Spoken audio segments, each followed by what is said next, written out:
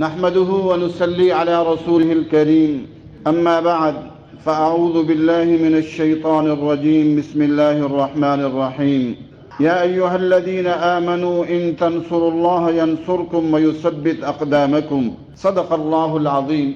اس وقت پورے ملک کی حالت ایمرجنسی کی بنی ہوئی ہے، ملک دیوالیہ ہو چکا ہے اور ملک کے بہت سارے علاقے اس وقت ڈاکوؤں کے قبضے میں آ چکے ہیں۔ ہمارے علاقے سے بھی آج ایک نوجوان آیا ہے، رجحان اور کشمور کے درمیان بہت سارے علاقے ڈاکوؤں کے اس وقت قبضے میں ہیں، اور راتوں کو تو خصوصاً یہ علاقے ڈاکوؤں کے قبضے میں ہوتے ہیں، اور دن کو بھی بہت سارا علاقہ ہوتا ہے، اور ٹرک ڈرائیوروں کو اور لوگوں کو، کاروباروں کو پکڑ کے لے جا رہے ہیں۔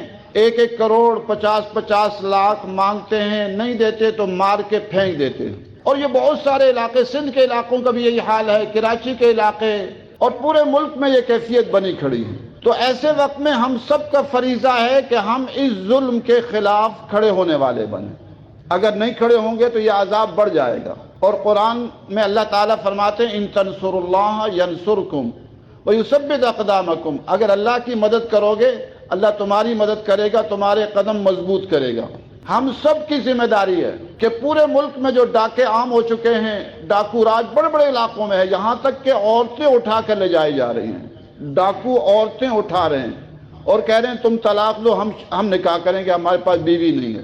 جب یہ حالت پہنچ چکی ہو اور ہم امن سے گھر بیٹھیں گے تو قیامت کے دن مسئولیت ہوگی۔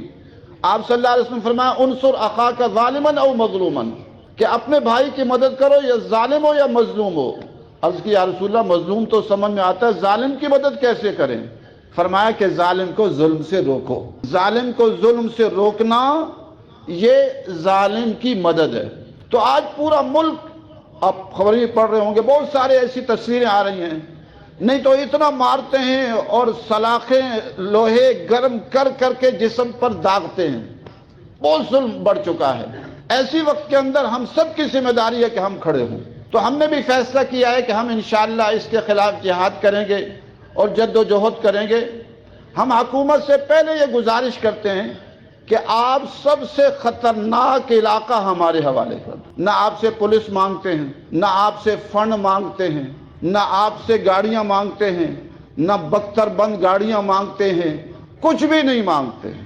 آپ سے صرف اتنی اپیل کرتے ہیں، یہ علاقے جو خطرناک علاقے ہیں، ہماری ریلوے لائنیں بند پڑی ہیں، ریلوے لائنیں 10 سال سے بند پڑی ہیں، یہ جیکم آباد سے ملتان تک کی ریلوے لائن بند پڑی ہے، چلتی نہیں ہے، ملک تباہی کے دہانے پر پہنچا کھڑا ہے۔